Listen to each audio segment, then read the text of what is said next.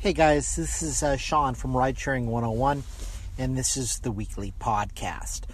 The first story is from the New York Village Voice, and the story talks about how New York is talking about putting a cap on the number of Uber vehicles or the number of rideshare vehicles in New York City. And it doesn't really mention what the cap would be, how many, but they are considering it, and this is interesting to note. They're also talking about charging $2,000 a year for every rideshare vehicle that operates in the 5 boroughs. And last year was the first year that the number of rideshare trips outstripped the number of medallion taxis. And there have been 4 instances in the last year of taxi drivers committing suicide because the medallions that they buy for the taxis at the height of business were over $1 million to get a medallion to operate a yellow cab in New York City. And now that's somewhere below a couple $100,000, and people have sort of lost their houses and their future income because of ride sharing, and the city hasn't done an adequate job of sort of thinking about the existing business model. And the taxi unions are all up in arms over this, but New York is talking about putting a cap and charging a couple grand per year for every rideshare car. So this is interesting to note. A lot of cities are taxing rideshare in addition to the trips to the airport. So I think you'll see something like this from more and more cities as rideshare continues to grow and municipalities realize they can make money off their rideshare services. So the other thing worth noting is, in a different story, there is a new rideshare company, or I should say they're expanding, called Hop, Skip, and Drive.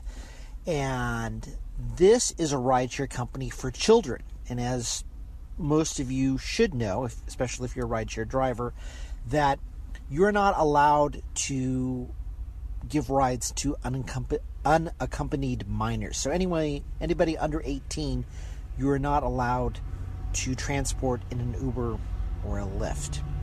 And Hop, Skip, Drive has a 15-point certification process. They fingerprint you, they do a background check, and they mandate that you have 5 years of child care experience. And currently they operate in LA, San Francisco, and Denver.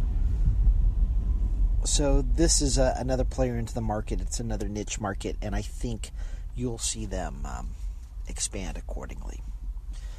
The next story comes from USA Today, and it talks about how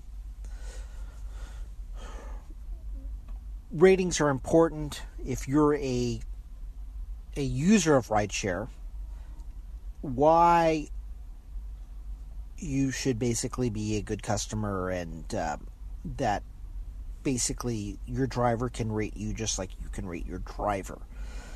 And if you're a passenger, the lower your rating, the less likely drivers are going to want to pick you up. So you should behave accordingly.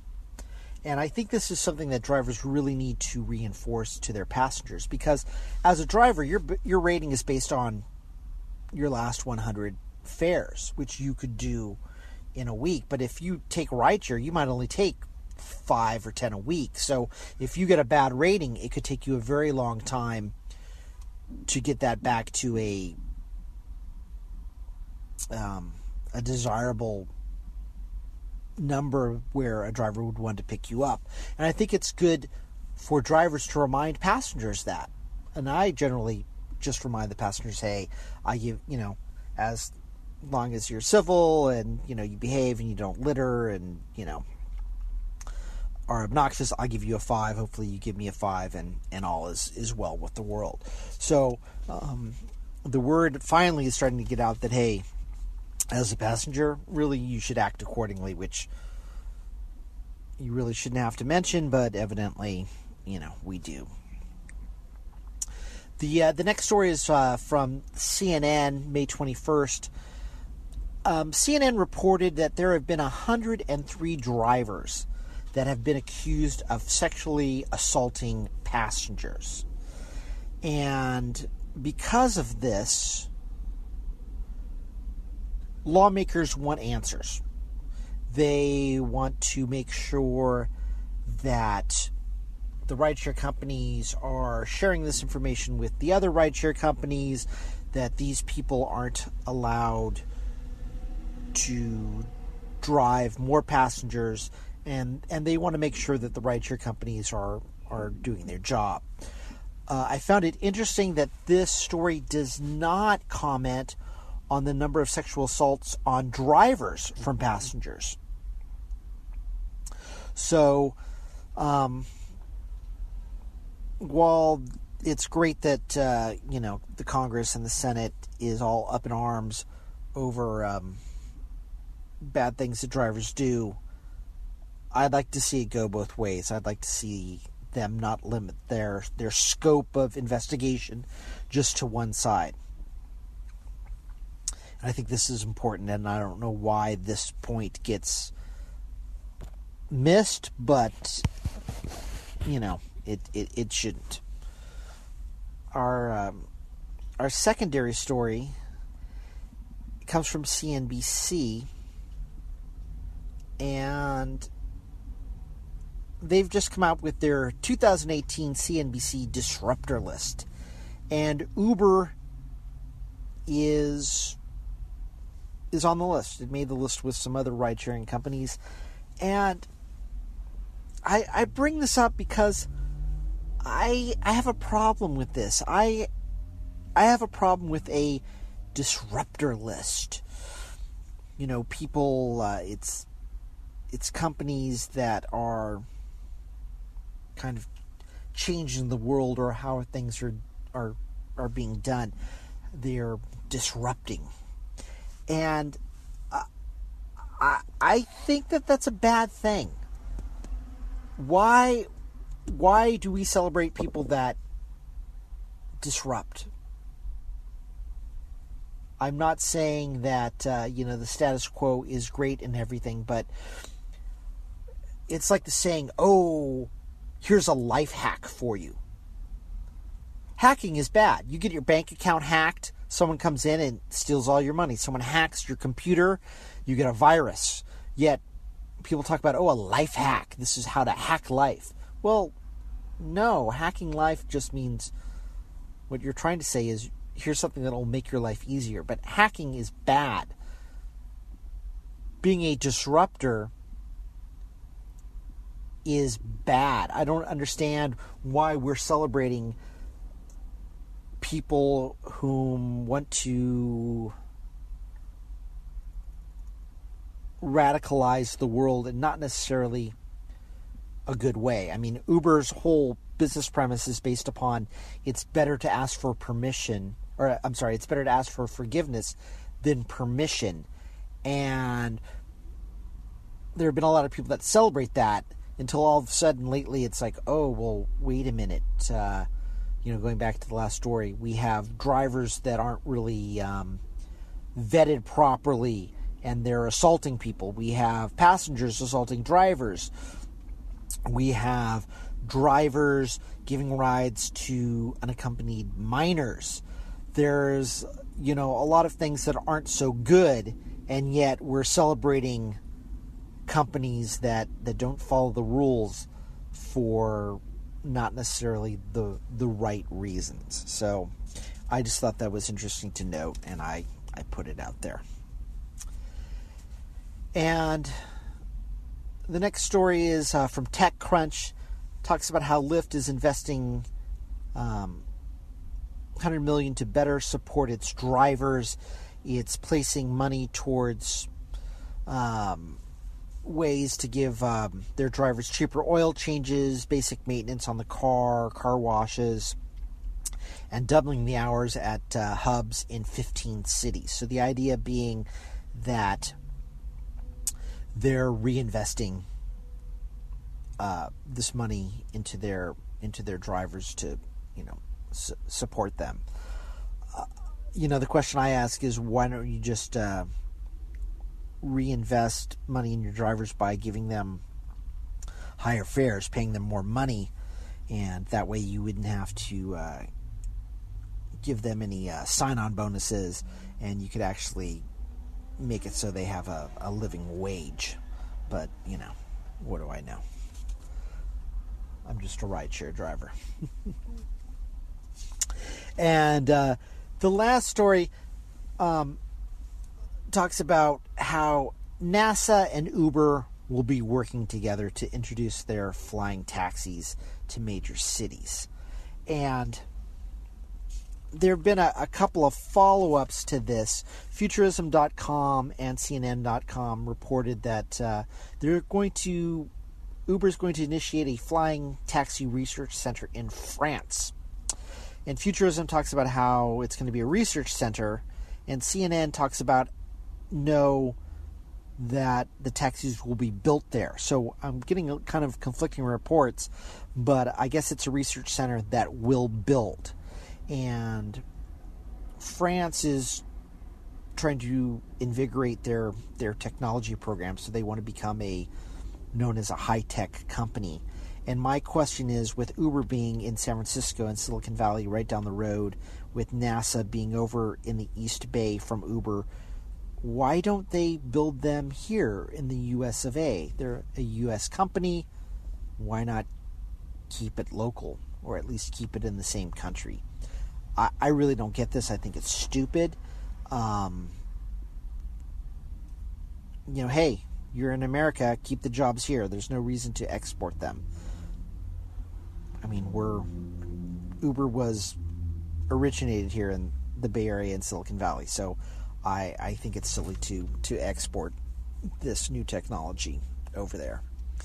And, I just have an issue with these flying taxis, as they're called. Anyway, I have a really good friend. Her name's Heather. She works for a retailer. She handles their online presence. I'm not going to say what company it is, because that part doesn't matter. And she doesn't have a background in coding.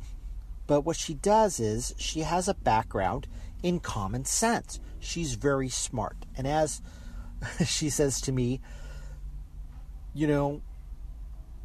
people there are projects they want to initiate, and I have to basically tell them, no, I'm not giving you $2 million to do that. That's silly. You can do it this other way for a lot cheaper. I think a lot of the ride-sharing companies need somebody like that to help run their company, because just because you can do something doesn't mean that you should do it. Yes, okay, maybe you can make these flying taxis, but are people going to use them? Did anybody bother to ask this question? Because I sure as hell am not going to fly in one of these things. I think it's really silly and vain. There's already helicopter services in a lot of cities, and they're not very popular. And this flying taxi would be the same thing, except for you're flying without a pilot. Okay? Yes, they might be a little cheaper, but if price was an option, or price was an issue, this would have already been settled by now. You would have had a lot of helicopter services, and there would be competition to sort of streamline that. That hasn't happened. So to me, that says that this is silly and it's a pipe dream. I can understand teaming up with NASA to work on the technology. Obviously, there's military implications, and if you can make a quiet drone, a quiet taxi, that will have some cost benefit. But for the purpose of shuttling people around, I don't think people are going to use this. I can see shuttling goods like food, documents. I think that there is a use for that. But shuttling people, I think, is just way too soon, and I don't think that there's a need. And I don't know if Uber and any of the other rideshare companies have really thought about this. I haven't heard anybody talk about the need. I've heard, we've got the technology, we think we can reduce the cost from X amount down to Y, but nobody said that, hey, there's a demand and people really, really want this. So it's going to be really interesting to see how this all plays out. So, and I'm just going to go ahead and end the podcast on a couple of notes just to remind both passengers and drivers to please be careful. On May 21st, police pulled over an Uber driver, Kevin Emmanuel Jerome, for a traffic violation and found that he was wanted on 2 counts of rape, 2 counts of sexual battery, and 3 counts of aggravated burglary. Okay? Great to know that, he's driving some people around. In Akron, Ohio, the New York Post reports that an Uber driver, Brandon Franklin of Talmadge, was sentenced to 4.5 years for sexual battery, and although he's appealing the conviction. And I'm curious as to what some of the listeners feel about someone only being charged or only sentenced to 4.5 years for sexual battery. If that was your sister or daughter or mother, I wonder if the amount might be a little higher. So, on that note, hey, comment below. Check out the Facebook group. I have these stories and more posted on the Facebook group, Ridesharing101. And I will see you on the next podcast.